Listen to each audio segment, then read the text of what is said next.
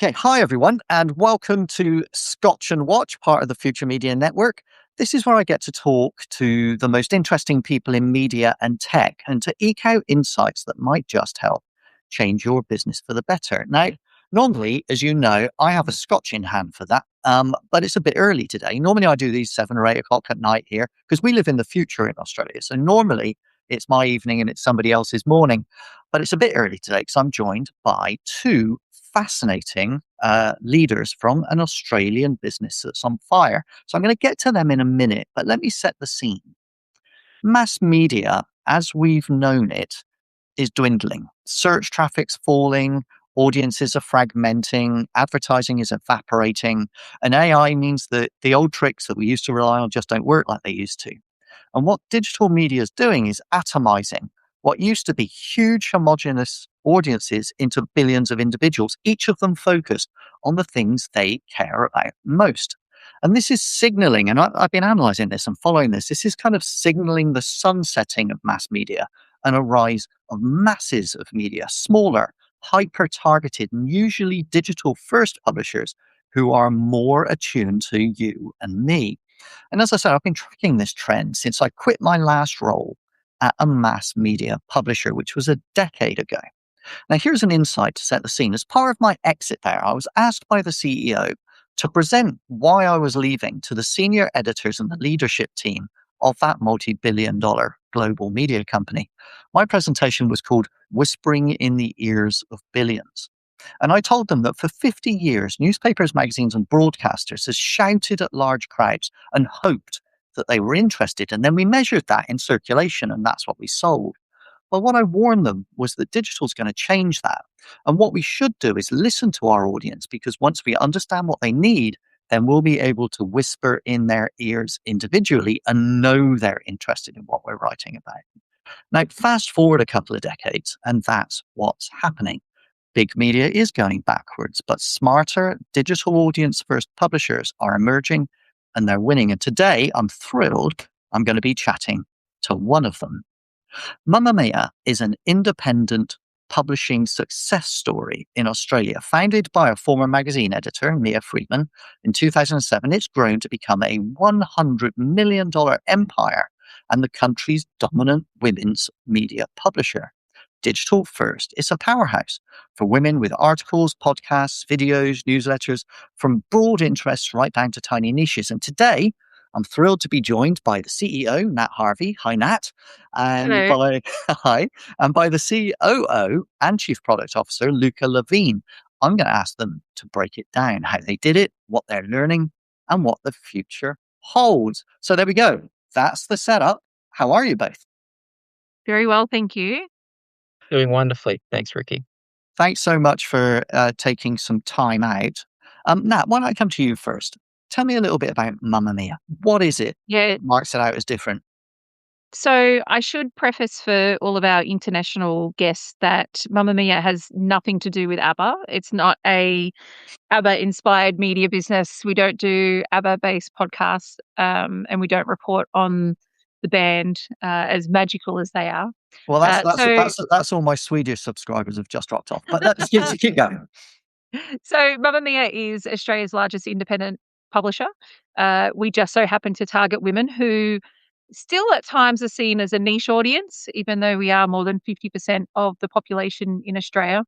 The majority of our content is free for Australian women. We reach 7.5 million Australian women every single month and 2 million men as well. And we started as I guess you could say more like a blog, so an online presence, 18 years ago by Mia Friedman, who was a incredibly successful magazine leader in magazine world, who could see the digital world coming, a little bit like what you were saying earlier, that she could see that digital was going to disrupt the way that media companies would engage with their audiences and saw the enormous opportunity that was there. So left the big corporates and went and did her own thing. Now, over the last 18 years, the business has grown to we're about 160 people. We have 60 odd podcasts. We have newsletters. The website still goes very strong. We've got a pretty significant social media presence as well. and attracting more global audiences as well at the moment, like particularly with our entertainment content's doing very well. We're on YouTube, investing into podcasts. I'm in one of our studios at the moment, which we built recently, so we can go a bit heavier into the podcast landscape and bring in new audiences. And our purpose is to make the world a better place for women and girls. So we're quite strict on our editorial content and the advertisers that we work with as well. A number of years ago, the business introduced a subscriptions platform, so audiences get more content, more access to content from our creators. They also get access to an exercise app called Move, which was designed to allow people to do exercise when it suits them and kind of disrupt the fitness industry a little bit.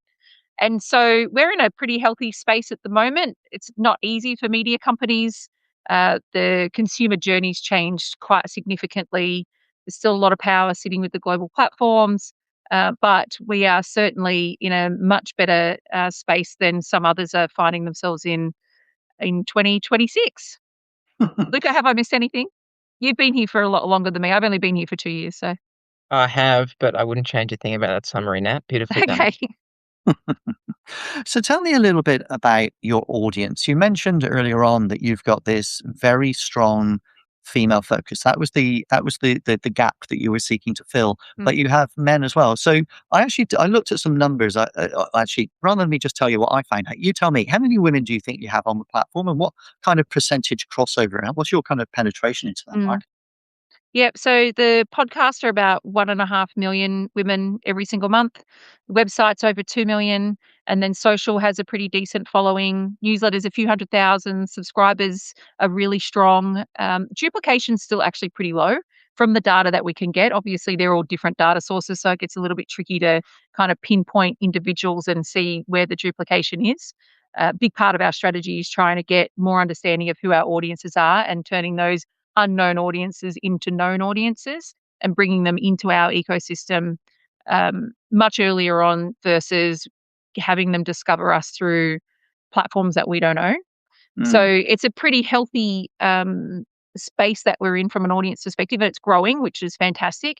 Internationally, it's a strong number, but it's not as hasn't been a big focus for us. It's been more, I would say, cream. We haven't had a deliberate strategy to grow international audiences, but there is definitely potential there for us, particularly with podcasts, crime podcasts, entertainment podcasts. We think that there's opportunity to grow into those spaces. But to be honest, there's still so much more opportunity in Australia to be able to deepen our footprint with Australian women.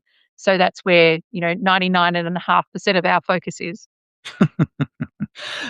Luca, this sounds like it's a major multi-platform effort. You're reaching people at all their various touch points. Is that where you're putting your focus? Yeah, it really is. I mean, if you sort of look at the history of Mamamia, the platform that we focus on has changed as audiences have. And something that we always talk about and keep front of mind as a business is that we are, or at least we try to be 110% audience first.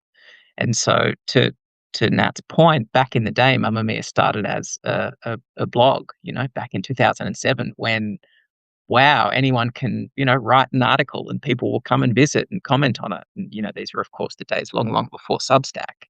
And then in 2013, 2014, again, we saw, okay, so women's eyes are full and her hands are full because she's busy managing her life and managing, the family and managing kids and managing her job. But her ears are open, on the commute and when she's, rocking a baby to sleep and when she's doing the dishes and, on her way home from work. And so that's what sort of spurred our pivot or I guess evolution into focusing more on podcasts. And it was around the same time that social media communities started, becoming more prevalent. So we sort of dove into that area as well.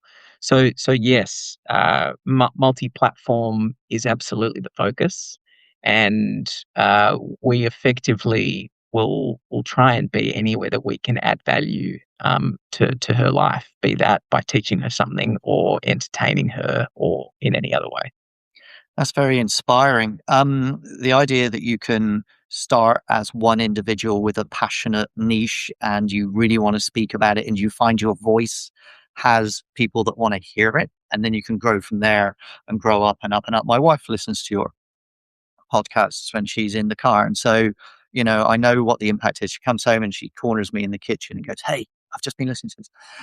But look, one of the things I wanted to just say is that podcasting is a really interesting space, isn't it? So, as you said earlier on, Luca, just then, we started off really simply with a blog. And then a blog becomes a website. And then a website probably becomes social, and you start to speak to people over here. And then it becomes a podcast. And then you've got some AI stuff. And this stuff never ends. It's constantly finding new ground to go and talk to your audience on. You've worked really hard at podcasts. I can see. I've spent a bit of time in your site today looking at podcasts. I think you said you had 60 pods. I think you said there in that. That's a massive undertaking. That's a lot of resource. That's a lot of studios. That's a lot of people. A lot of training. A lot of hardware. That's a big investment. Is that working for you? Because I think it's a great way to communicate with people. You can get people everywhere. I'm always thinking about how do I kill the commute for people when they've got dead time in the car. Yeah. Big investment. Is that working for you? Was that frightening? Yes, it's working, and yes, it was frightening. It's working now, right? Podcasting is the bedrock of our business in 2026 of Mamamia. Both in terms of the percentage of our revenue pie that it makes up, and also in terms of what we're most known for. If you ask most Australian women, um, who listen to a podcast, what their favorite podcasts are, at least we'd hope, and often with all the research we do, they'll mention one of ours. Um, and now we're having this wonderful thing where we have new audiences who really only know us for one of our podcast sub brands, and they don't actually have a relationship with the overall parent Mamamia brand as well. And we love that, to be clear. So yes, it was a really big investment, and I remember, back in 2013, 2014. It was our founder, Mia, who sort of saw podcasting starting to become a thing very, very early days in the US. And she sort of had this idea that, as I said, women's hands were full and her eyes were full and she was busy, but there was room with her ears to be consuming content while she's doing other things. And she didn't know what it was yet, but she sort of got a little iPhone and put it on the floor back in our offices back in Surrey Hills, which people in Sydney would know is where all the media businesses that want to be bigger than they are at the time are. I say that because that's what we were back then. And the audio was crap and she didn't know what it was and it didn't really make sense and the content was terrible and there was no business case, right? There was no ROI for a year or 2 years or whatever. But following the audience need being there meant that the investment, after probably 3 years or so on podcasting, really, really paid off for us and continues to. And that doesn't mean that there aren't, lots of learnings along the way. And that also doesn't mean that every investment pays off. We've had, of those 60 shows that Nat mentioned that we've had since 2013, some of which are still active, some of which aren't anymore. Not all, if we did a P&L on every single one, a lot of them we would look back on and go, that was a failure. But we at least hope to have learned something from those. And certainly all of our shows that are ongoing are profitable. The interesting thing that Nat mentioned before as well is that we've pivoted in the last 18 months or so into video. Yes. And video is a whole new level of investment. We're sitting now in studios that we custom built and we have most of our ongoing shows now that are not only in audio but also in video. And so I'd say that we're still trying to find the balance for video as a new medium for podcasting to be seriously profitable for us. To use a good English phrase, it sounds to me like you're going like the clappers, right? You're going really hard. You're trying lots of different things. Now, Nat, the first time you and I met was on stage at South by Southwest Sydney back at the end of last year. I get the impression from meeting you then and having spoken to you a few times since that you do think hard about business cases. You do think hard about P&L. You've got some responsibilities that come with being the CEO. I wonder if I can talk to you a little bit about the earnings of the company, because what I really hope the audience can take away from this is insights from people that are doing it well that might help them ground their own business models in how they might want to grow or scale their own business that's already got an audience that loves them, but how do you make it bigger? I'd really like to nerd out on that a little bit, if that's okay. So, you're a digital first media company. You've leveraged a very large audience. You've moved into multiple different platforms. You're privately owned, so your numbers aren't out there for anybody else to go and dive into and dig into. Where are you at financially? How are you scaling? How are things going? Things are going well. As you said, we are privately owned, so we don't publicly release what our numbers are. What I will say is that we are outperforming the Australian advertising market, which has been quite challenged the last couple of years. And we're also outperforming from an audience perspective. So I know that's probably not the answer that you wanted, but we're in a fairly healthy position and improving every single month. What I would say is, we actually could be even bigger. And I used to be in sales, and I worked in a television and digital business previously. And so when I came into this business, I was like, oh my gosh, there's so many other ways that we could be making money. You know, from an ad market perspective, there's gaps here, here, and here. If we can play in this space, we'll be able to drive this much more revenue. We'll be able to do this, be able to do that. And it's been a real learning for me to apply some restraint, which for those who know me well know that's very difficult. Luke is laughing. And to not chase the short term dollar. Again, that has been a challenge to shift into this mindset that is about being audience first and playing a long game. It is a benefit of being privately owned versus being publicly owned because um, the while we are in a growing market as well. So podcast revenue in Australia is growing 20% every year. It's going to grow another 20% next year and the year after and the year after. So we have a little bit of safety in that space. But we could be generating more revenue if we created content that was more focused on being an advertiser first proposition. Now, the business has done that before I started, and have enormous learnings about why that isn't a good long-term strategy. So one of the things I would say is a good takeout for people who are watching this is while there might be a short-term opportunity to drive some good commercial upside, if that's going to be to the detriment of audience experience, brand trust, what your brand stands for, it's actually not worth it in the long run. And that might sound like a really simple thing to say, but having lived through it for the last 18 months, because I came over in a sales role and then moved into the CEO role, that's certainly been probably my biggest learning since joining here is that just because there might be an advertising market for it, you shouldn't just jump straight into it. And I can see other publishers that are jumping down really hard into stuff that might look good on a surface level from an advertising perspective, but it's a very short term gain. So that would probably be my first piece in terms of, how you can scale growth. We choose to invest into the areas where we believe there's opportunity for audience growth. So that's where video comes into it. We do believe that video will bring in a new audience for us. Only 51%, I think that's the right number, of Australians listen to podcasts. And that means that there's still enormous growth in that space.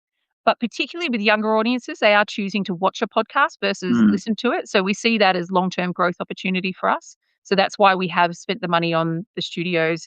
It's why if you did look at a P&L for video, it probably wouldn't look great. And why we're kind of doing a lot more testing and learning, trying to get some really interesting insights that we can start to build a stronger video proposition of. One thing I would say is advertisers really like it because they like that the video ad market's very strong. It'll be enormous in Australia. It already is, but it's going to keep growing. So for us, if we can get the audience space right and we can get the advertiser opportunity right, then that's kind of like what the sweet spot is. But what we can't do is do that to the put content out there that's not going to appeal to an audience. It just doesn't work. And having our co-founder in the business every day with all those deep learnings, and I think we've got our staff ratio of people who have been here for a longer period of time. Like, we are only 18 years old. So when I say longer, we've got maybe 3 or 4 people who have been here for 10 years. But those people have an enormous amount of, corporate knowledge that helps guide us on things we should and shouldn't do. But then we're bringing in a lot of new talent as well that really complements the team that have been here for a longer period of time. So I think we're quite lucky in how we're structured and the types of talent that we're attracting and the talent that we're keeping, because I know that's not the case everywhere. So, it's hard to have that restraint, but you've also got to trust the people who have been here and done it before, because, Mm. it's just because something looks shiny and looks like a lot of money, got to be really careful. Can I ask, when you're thinking about running the P&L, typically old school advertising was how you made your money. Cover price of the newspaper didn't really make you any money. You made your money from advertising. I remember one of those debates as I was leaving mass media was, people would say to me, "Oh, content is king." I said, "But we're an advertising business. I come from editorial, but we make our money from advertising." Okay. And then no, no, no, we make the money from our journalism. No, no, the journalism doesn't buy you a house. The advertising buys the house that you live in. The journalism is what attracts the advertisers. So you're an advertising business. I always talk about this with the big tech companies. So 78% of Google's revenue comes from advertising. It's an advertising business. 99.2% of Meta's money comes from advertising. It's an advertising business. Same with Snap.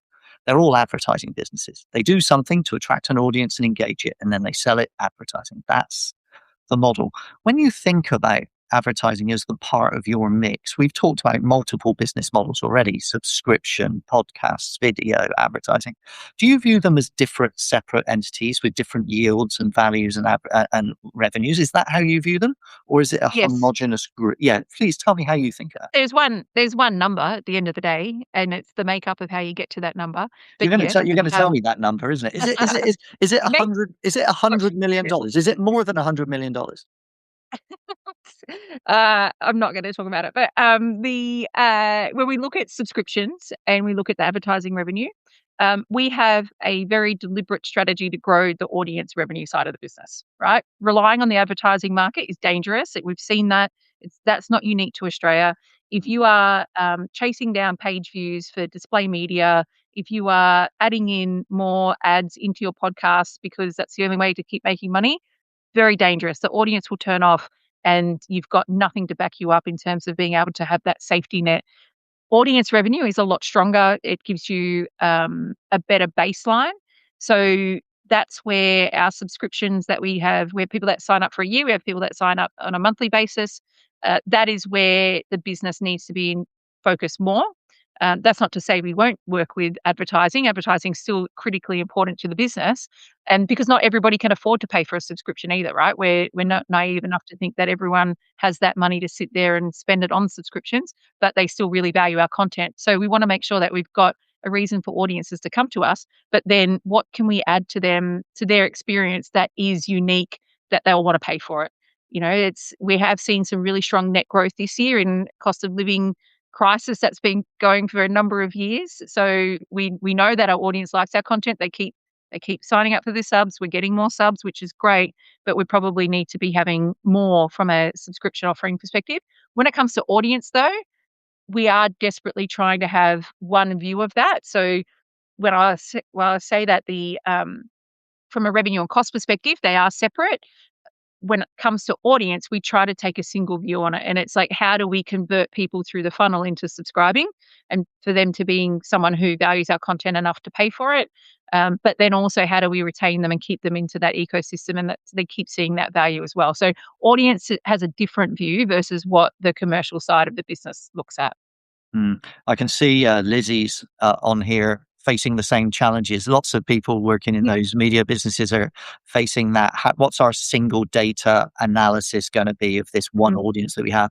Do you think that your assistant, I'm going to come to you in a second, Luke, I want to ask about newsletters, but just to finish on that commercial piece, do you think that it's a benefit to you to have total domination of a niche rather than trying to be relevant to every single niche? Is that a better business model, do you think, if you're targeting yield and customers? Yield, yes. Niche is definitely stronger, right? So if you can find an audience that's hard to get and that there's an advertiser demand for it, then that's certainly a high value audience. What I'll say is women aren't one-dimensional, so they do often sit within different pockets of our ecosystem. So they might be parents, and so they're interested in our parenting podcast. They like the news, so they want to listen to our news content.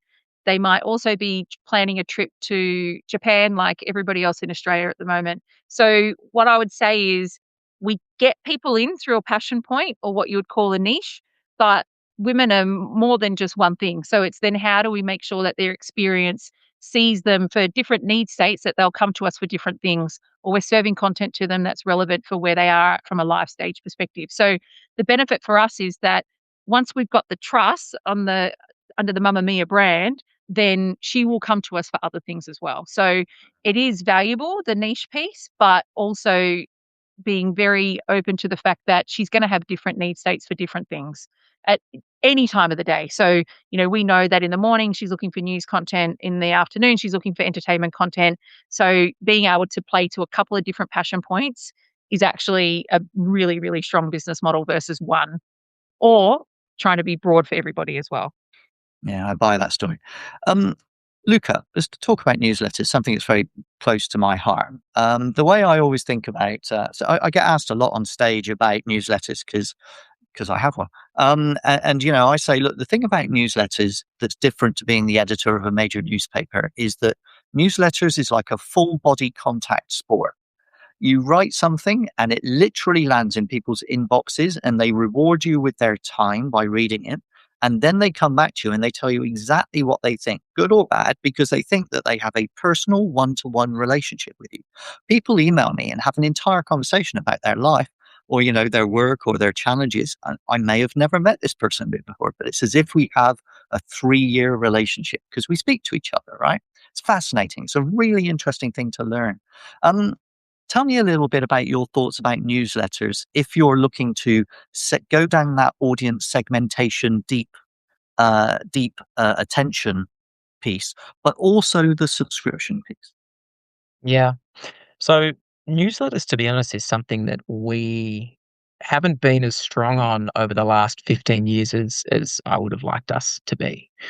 We've had newsletters for pretty much since Mamamia started, but we mostly back in the early days, this is 10 or so years ago, we sort of used our newsletters as aggregators. And we thought about newsletters as a distribution channel and an avenue to get clicks back to our website, mamamia.com.au, or to promote a piece of podcast content or to promote a piece of video content. And it's probably only in the last 5 to 7 years that we've properly started thinking about newsletters as a piece of content in and of themselves.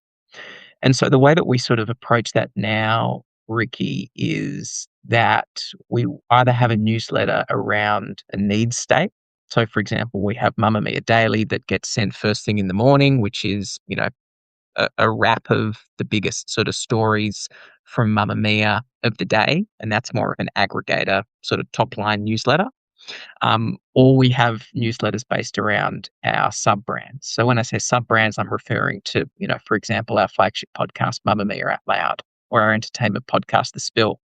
Both of those have companion newsletters that are sort of other touch points within those ecosystems. And I mean, your point about, I think that the point that you were really harping on there about the newsletters as a medium is intimacy, right? And I mean, I couldn't agree more. The intimacy of being in someone's inbox is fairly priceless in 2026, and we're one of the sort of, I'd say, the almost one of the last publishers that has an actual website still, where we sort of own that relationship with our audience direct. And yes, having someone on our actual website or in the Mamamia app is what we want the most, right? But reading one of our newsletters or listening to one of our podcasts is pretty close, because that relationship is only sort of intermediated at that point by, Google, Gmail or Outlook or a newsletter client. And to date, those newsletter or email clients haven't drop down the wall in the same way that Google has from an SEO perspective, or that Meta, for example, has from a turning down reach for publishers perspective, and has since 2016. So our approach to newsletters over the last, I would call it 3 years, has been to ramp them up significantly. And because of, the success that we've had across many of the newsletters that we have for our sub brands, like we've got a beauty one for our You Beauty podcast, a fashion one for our Nothing to Wear podcast. We're up to about 450,000 subscribers across all of our newsletters. And most of those we now offer commercial integrations for as well. And where possible, we'll try and partner up and bundle those commercial integrations with clients who are sponsoring the podcast and the relevant newsletter at the same time.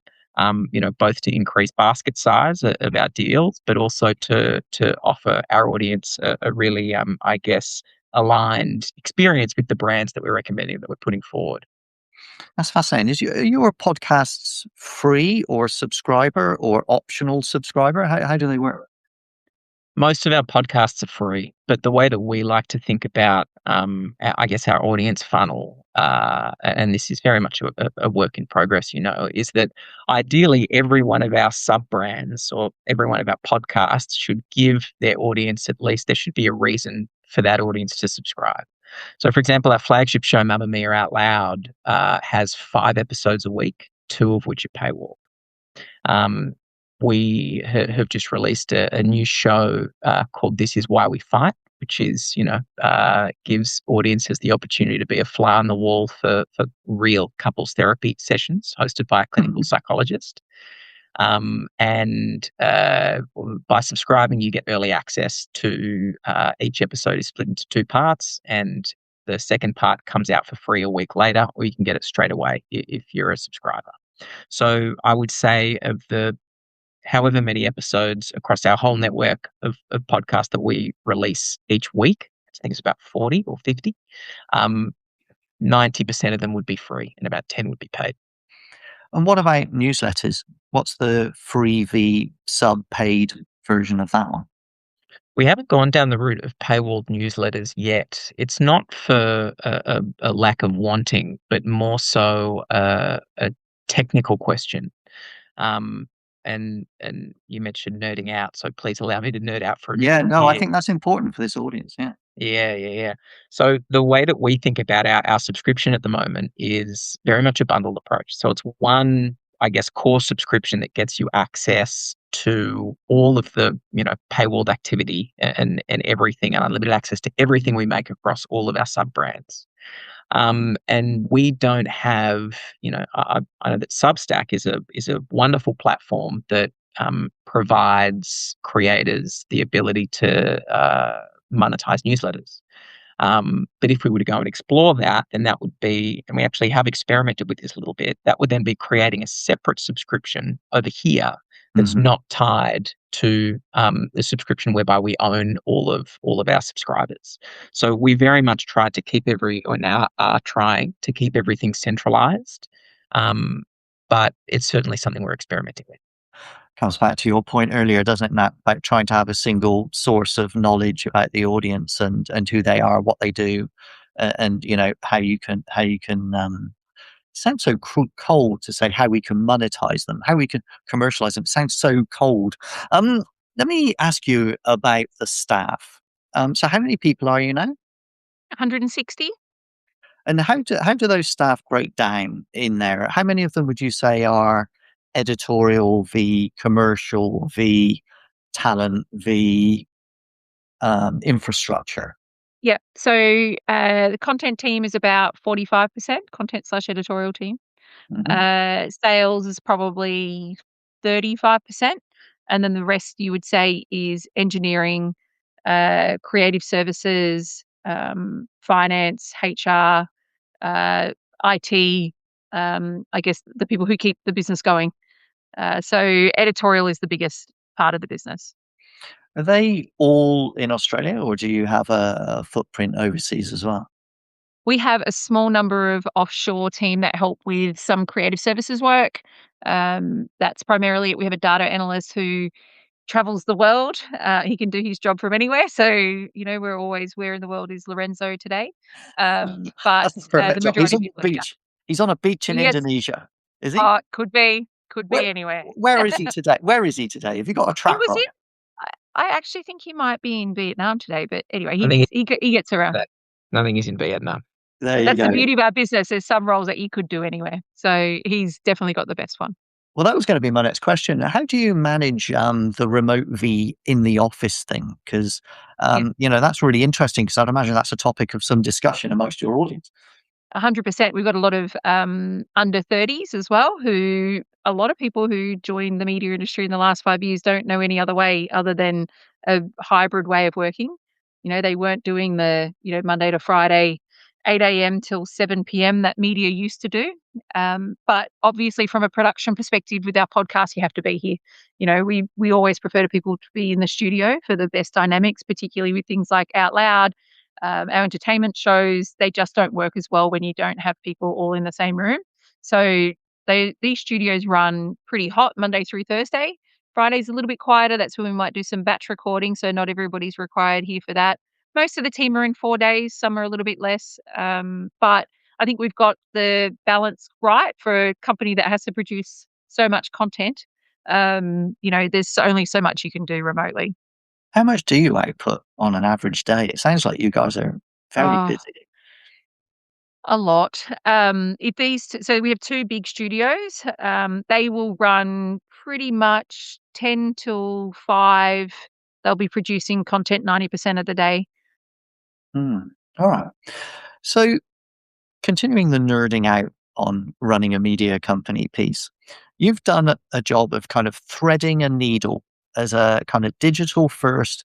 I'm not even sure it is digital first. It's audience first, really, isn't it? Audience first, but they all happen to be on digital. So by Yeah. default, you become digital first. But what you've done is you've built a niche, you've reached a 70% penetration maybe of that niche. You've then identified their interests and broken those all down into ever so smaller niches. You found all the different places with which to engage them with that message. You've gathered the data together as much as you can into a single ball, a single intelligence to be able to decide how to monetize it. You have subscriptions, you have advertising, you have branded content, you have all kinds of other ways of monetizing that audience. So you've created all of those things and you've managed to put all that together and kept the audience engaged. And you're still growing, I think, aren't you? We are still growing. Are you growing in Australia or are you growing globally or both? Yeah, so we grow, like the podcasts grow when we add new shows in. So in Australia, the growth would be slower than what it is internationally. So things like YouTube have helped us increase our footprint in other markets. Every time we launch a new podcast that's talking to a slightly different audience, our audience will grow. We try really hard not to cannibalize the audience that we've already got.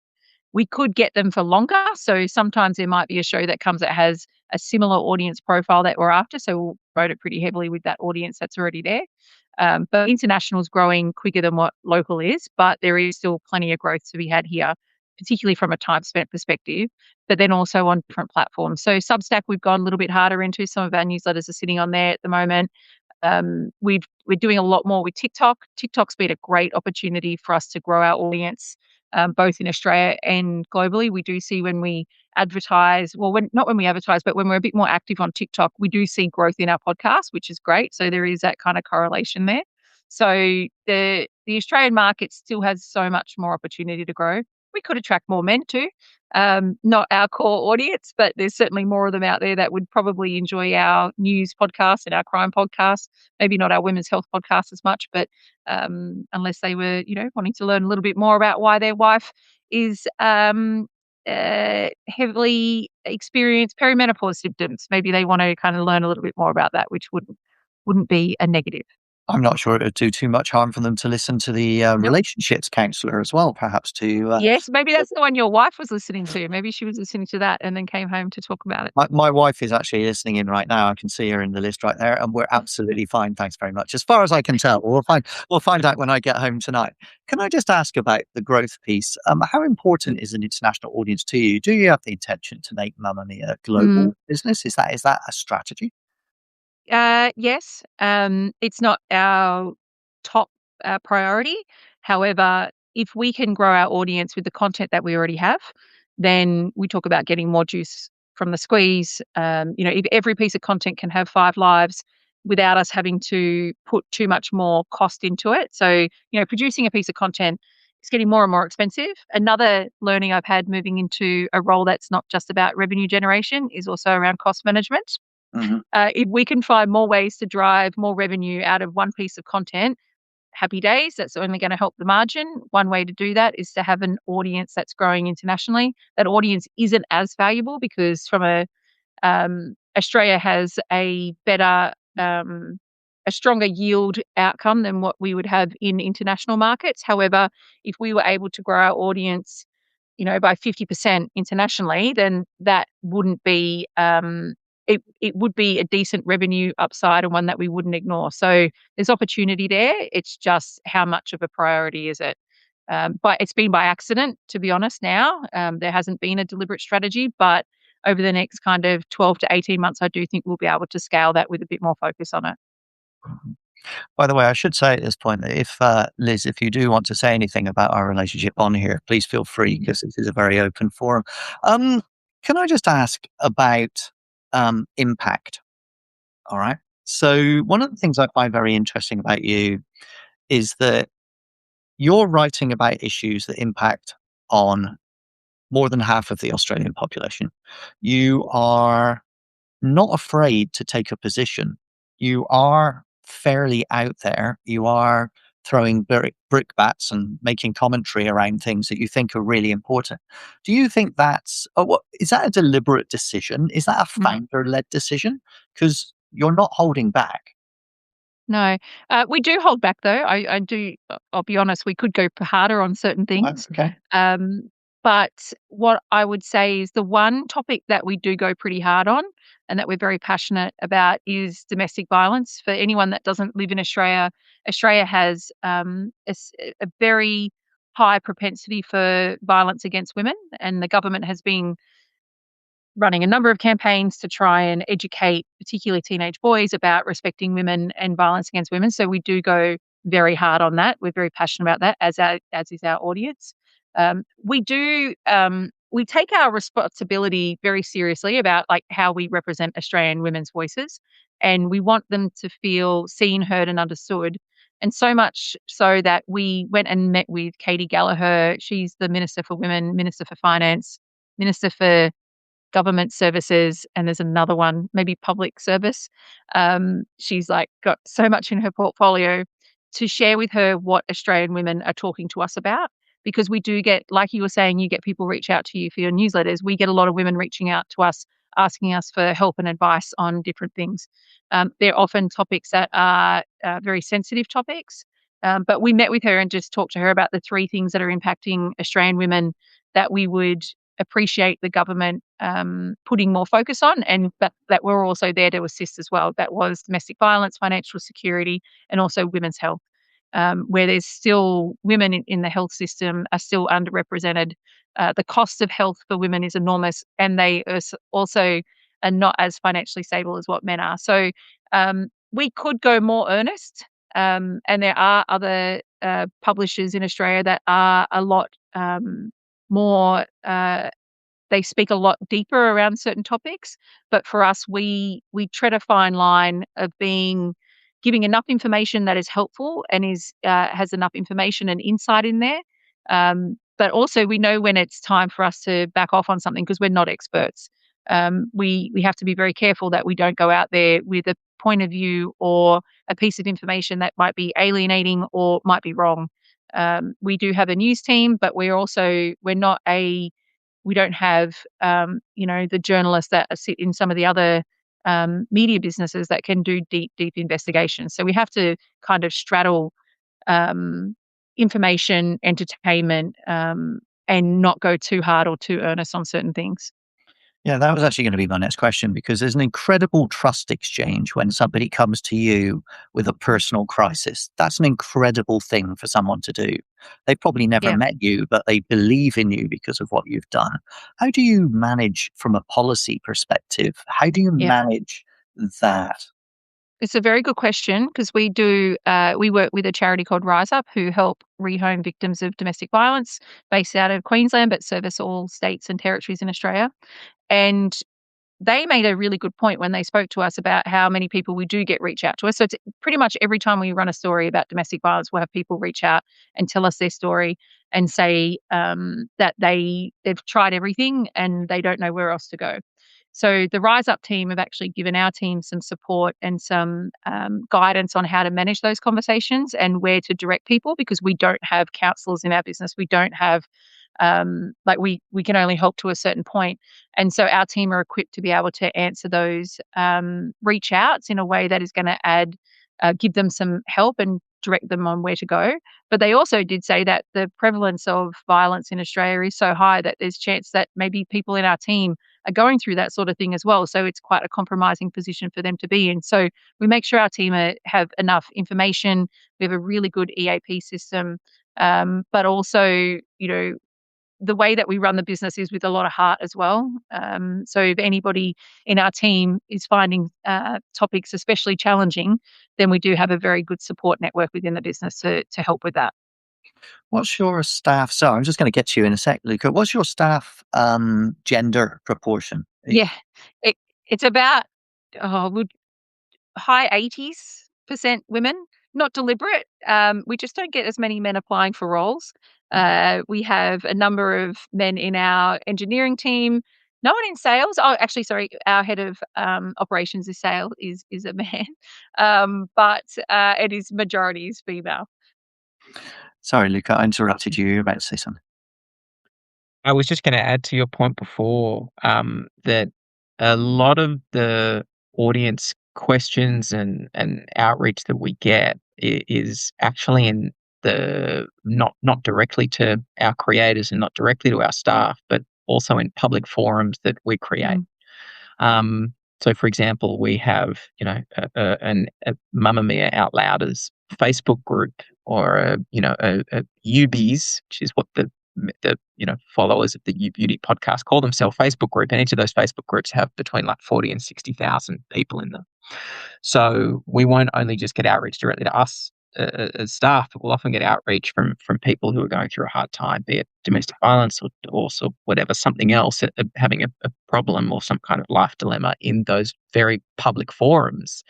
Because, back to your point that you made a while ago, Ricky, about intimacy, they feel not only the intimacy and connection with the hosts of that show or the writers of that article, but also the other people who love that show. Because of the intimacy of the medium, it sort of creates this brilliant, beautiful community. And so what we often see will be members of our community or certain podcast communities asking for help and reaching out and helping each other in those sort of public forums where it's not always directed at our staff to come back, and you'll always see people and members from the community jump in and always try and help each other as well. See, that's fascinating, because that again comes back to the nerdy pieces of analyzing media for me. When I look at the really large media companies, and by the way, I was an absolutely firm believer when I worked in one of these really large media companies that we were doing exactly the best thing in the world. But we did make a couple of strategic mistakes. I think one of the big mistakes that was made was that we stopped listening to our audience. We believed our job was to tell the news and not listen. Okay. It was a one-way communication. So our only measure of whether we were working or not was the circulation, right?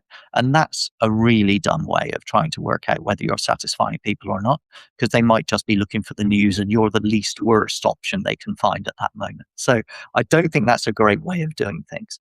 What you're having is a conversation, right? And that intimacy means that they trust your brand and they're having a conversation with you. I watched all of the mass media newspapers or big digital enterprises shut down comments on content and on articles because it was too hard to moderate. Okay, we're going to get into legal action here. Somebody's going to say something radical. I can't free someone to sit down and read this. And we lost the communication with the audience that we claimed we loved. It sounds to me like you're doing the complete opposite. It's an open discourse, and you want people to have that conversation. And from that, you gather general intel. Is that a fair way of putting it? Yeah, I think that's fair.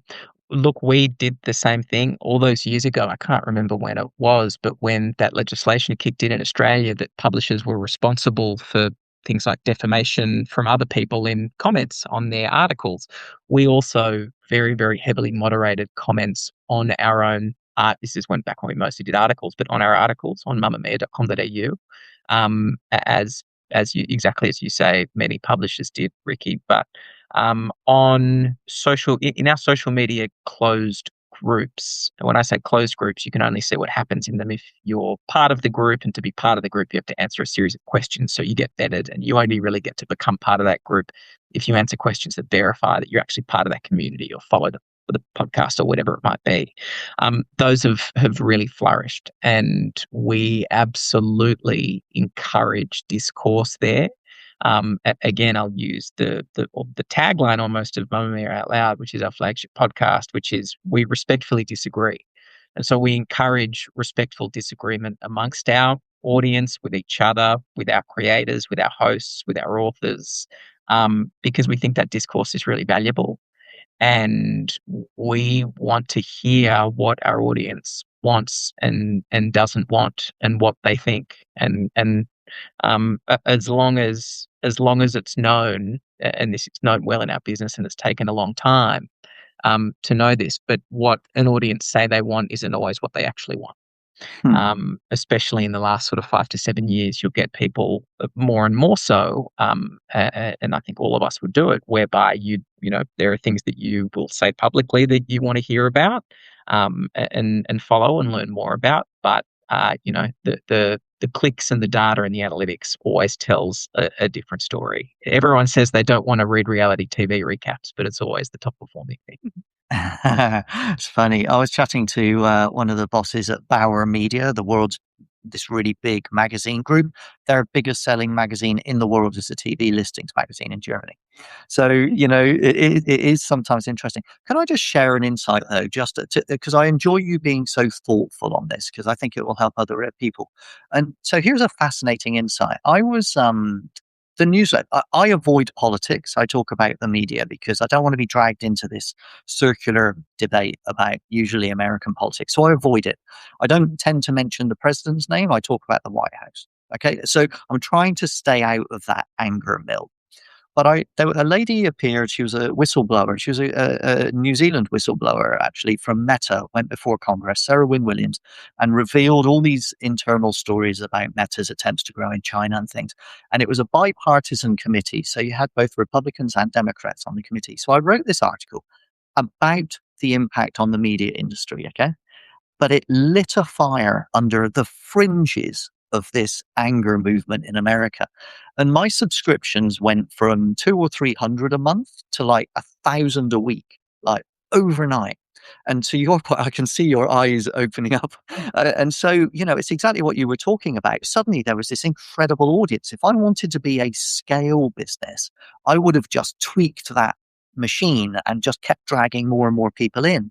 And if you have a look on Substack, all of the largest Substack newsletters are all about American politics. Yeah. And so you could scale by doing that. But what happened was that those people came into the newsletter and imposed themselves on the conversation that the previous audience was already having. But they did it in a different way. They wanted to talk about politics and polarization, and it was full of swear words and anger and bile. And so I let it go ahead for a week, and then I started sending notes publicly on the newsletter saying, you're having a conversation, but it's not the conversation we're having. There are lots of places for you to have that conversation. Respectfully, I disagree. Could you please go and have your conversation somewhere else? And then I introduced a kind of 3 strikes rule. If they just kept doing it, then I'd start to deal with it. And then Liz is here on the call. I spent an entire weekend manually deleting, after they didn't listen, thousands of these subscribers. And the anger that came back, you know, you're destroying freedom of speech. We're allowed to say what we want. And I'm like, I'm not in America. I don't have the First Amendment. I am making a decision as the editor to remove you. It was a huge risk. Okay. But what happened was that the audience that were using the newsletter for the reason it was intended all came back to me and said, thank you for that. Thank you. And we're now more loyal. So I think that that's a really important thing, is to respect your audience and to listen to them. And if you do, they'll reward you with their loyalty. Is that fair? So you see that too? 100%. And also it's like staying true to what your purpose is. We don't publish paparazzi shots, and we don't do some of the gossipy stuff that other publications do that, drives subscriptions for them. We probably could grow our audience if we took a different editorial approach. But Mm, if we did that, we would really lose what our sense of purpose is, but also, the kind of what our moat is around that trust piece. And that's not us. We could do it, like, to your point, like, you could have gone and run a few more articles that are gonna get a bit more traffic, bit more traffic, but that's not who you are, and that's not why you set the business up. And so, we were asked a question recently. One of the black t-shirts guys asked Mia, strategy is deciding what you won't do as well. And like, and it should cost you money, right? Your sense of purpose should cost you money. How does it cost you money? Well, it costs us money in that we we we do say goodbye to revenue with some advertisers that we don't work with. mm. We do say goodbye to audience opportunity by not jumping on bandwagons on stuff that could get us good traffic. And so I think that's critical, right? For any business, whether you're a media business or something else, that if you do try and lean into that kind of that sugar hit into a space that isn't your expertise or it isn't really core to who you are, then it won't last long. It's an investment in trust, isn't it? Mm. And a Which is now relationship. so important. Like when you look at AI overviews, what's happening from an AI perspective and how that's disrupting media companies all over the world, the one thing that we are very confident in that will help us through this space and give us a little bit of security is that level of trust that we have and the relevance that we have with our audiences. And the platforms like that, like they want opinion-based content that is trusted and has good engagement. They don't really, as from what we can see, and who knows, things may change. These platforms and the algorithms that they're using are, very unpredictable. But we're really confident that our business practices, the type of content that we create, will actually position us much better than most into what we're going into. Well, we're already in it, but in terms of what's coming and the impact that that will have on publishers. Yeah, you've actually jumped straight to what my final question was going to be, because we've barely talked about AI on this call. We've talked a lot about trust, and we've talked about business models. Um, Tell me, the kind of stuff that you do, the kind of reporting you do, the relationship you have, the openness of your audience, the two-way conversation makes you incredibly valuable to AI training. Have you had the AI people through the door? Are they hassling you at the moment? Where's No, the wind on that? No, in fact, they're very hard to find those people, if I'm honest. Okay. It sounds like most of the conversations are happening at a global level, which probably satisfies some markets. But in Australia, um, if those platforms want to be relevant, they need to be talking to local voices. Our audience, our Australians, will see straight through content that is not Mhm. made or is not influenced by Australians. We do have a bit of nervousness around how some of these tools do have a gender bias in them and would love to work with those platforms to be able to find ways to neutralize the internet. That's not a new story. Like that's been going around for a while there. The old, find me a picture of a CEO and it's all men in suits. But there's some risk that comes with these global platforms only talking to global publishers, and that is a real lack of relevance into the rest of the world. So we would love to. If anybody knows anyone that we should talk to that will respond to an email, we would love to talk to them. Let's take that offline. Luca, um, on a call, I'm conscious we're running out of time, but look, on a call the other day, I was interviewing the Competition Commission of South Africa, and they had passed a law requiring tech platforms to pay them for content. And the reason that they'd been so mobilized to be as aggressive as they were in that investigation was because South Africa has 24 languages, okay, all of which are official and protected under the constitution. And the AIs were only using English, Afrikaans, and I think one other. And so what was happening was it was homogenizing their country to effectively 2.5 languages, right? Or 3 languages, and not reflecting the culture of the nation. And that was against their constitution, and they wouldn't stand for that. And so they require the tech platforms to train in all languages. But here's the interesting piece. This is where we get nerdy again. The way they justified it was they ran a series of Google searches against those lesser known languages or those lesser used languages, and then tracked the click through rates on searches against responses, and found that people searching in those languages, finding them in those languages, would have a far, far higher click through rate, 78, 80% higher click through rate on that than they would against the exact same article written by Bloomberg. Yes?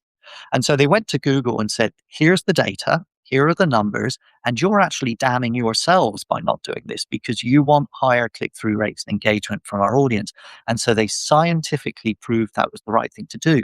Google then came out, said, yes, we'll make the change. Yes, we'll train. Yes, we'll pay. And more than that, it went public in its blog announcing that it was making those changes for those reasons. You can be smart in this system and not just shout. Indignation's a shitty business model. It hasn't worked. We have to find ways to be smarter. So my question to you, Luca, is what is next for you? What is 2026? What are the top 3 priorities for you? And then I'll close with see if they're the same ones that you have now. That's a really wonderful question, because looking to the future, even though the intersection of media and tech is an ever changing, feels like you're walking on sand sometimes. We are pretty optimistic about the future. We're good at that in Australia, though, right? Yeah, it's very true. Not only for us, but for the industry as well. I guess I'll tackle that question in 2 parts. On the AI front, uh, you know, uh, internally, us as a business, we're really focused on, I guess our vision around AI is that we believe in AI, but we also believe in people. And so we're looking at agentic AI and starting to invest in experimenting with agentic employees who can sort of, I'm not saying anything new here, but handle that sort of 70 to 80% of admin work that we all do in our days, so that we can free up our people to do the creative human stuff that makes our job wonderful, and that is really special and that makes great content. Also on the AI front, we're really, really big believers that what's happening right now is effectively that the AI platforms are stealing content. Mhm. And so we're, working with some companies and also lobbying the government pretty hard,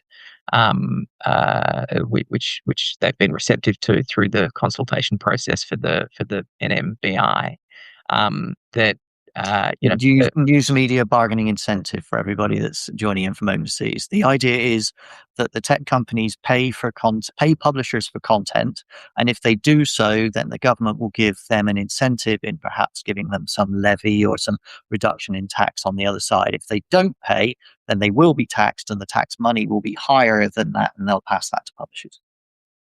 Ricky couldn't have said it better. It's a bit of a mouthful, the NMBI, but look, Australia's and copyright laws pretty much globally are in place and are written well for the most part, and so governments really, we're very excited to continue working with governments to make sure that publishers and creators are fairly paid for content that the AI platforms are scraping to, make lots of revenue and send it everywhere overseas.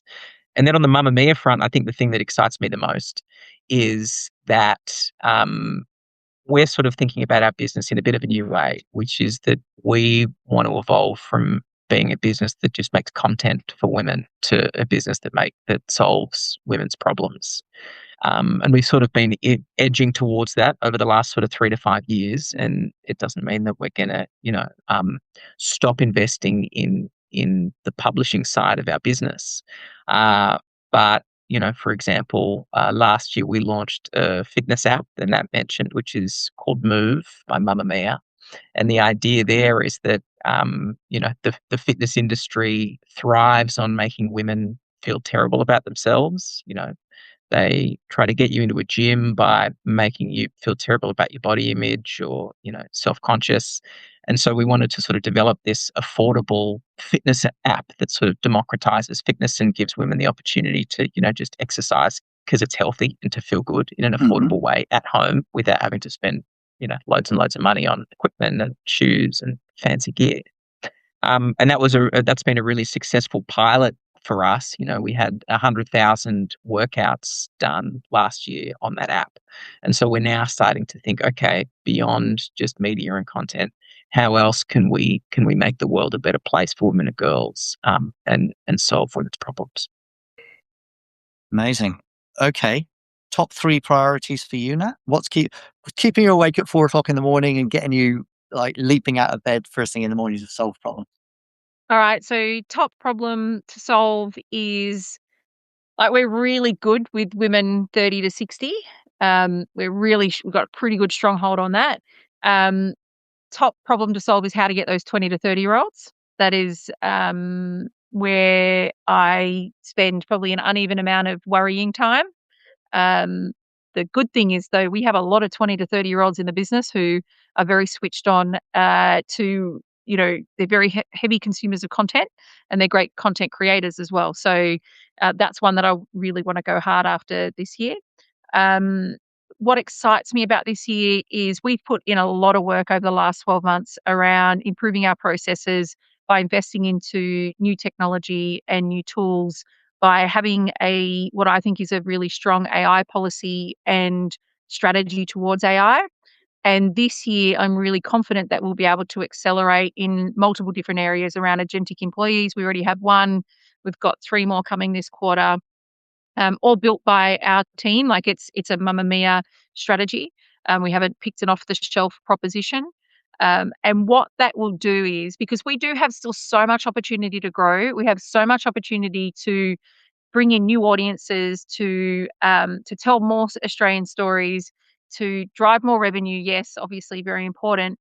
We are limited by the amount of resources we have. That is and the amount of time there is in a day, right? Like ruthless prioritization is one of our focuses this year because we could do a million things. I strongly believe by what we're doing from an AI perspective will free up our team enough to be able to realize some of those things that we haven't been able to get to, or we haven't had enough resource, or we haven't had the right resource.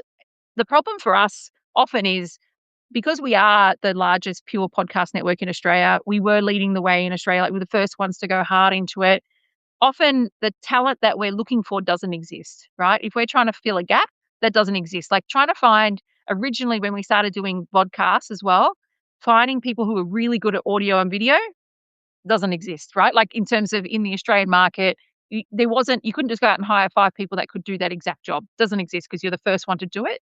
But I'm really confident that the new tools that are becoming available and ways of working means that you don't have to be a billion-dollar business to be able to take advantage of new technology and R&D, that you could be any size, revenue X, and be able to take advantage of what's in front of you now and really leapfrog your competitors if you've got the right strategy and the right vision.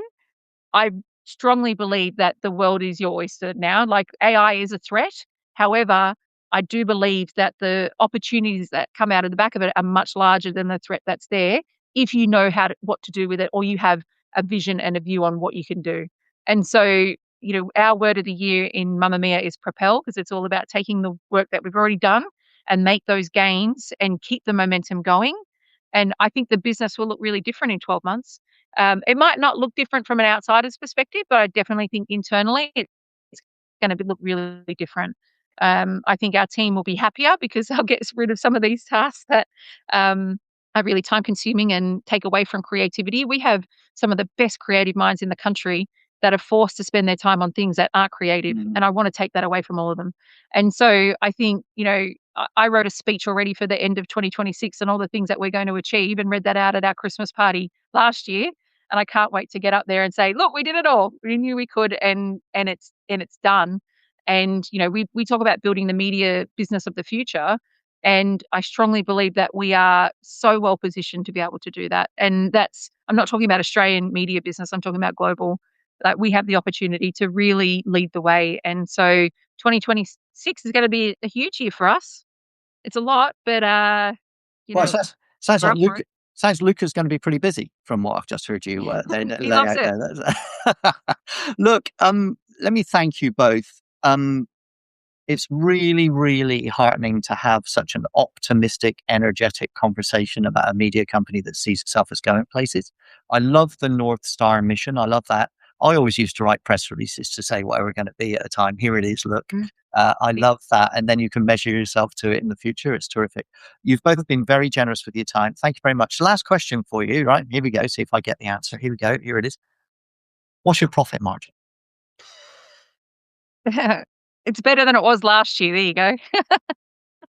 Is it 10 to 20? It's we're not commenting on it, but it's admirable, I would say. Says the CEO. Very, very Others good. would be envious. Okay. All right. Well, but you are profitable, right? Yes. Good. I managed to get one answer. Look, it's been an absolute pleasure. Thanks so much for joining me. Thanks to everybody that's joined in today. We look forward to watching this emerge over the year. Maybe we'll get together again this time next year and see how close you got to your press release. Thank you so, so much for joining. Thank you. And I will see you next time. Thanks, Ricky. Hi, everyone.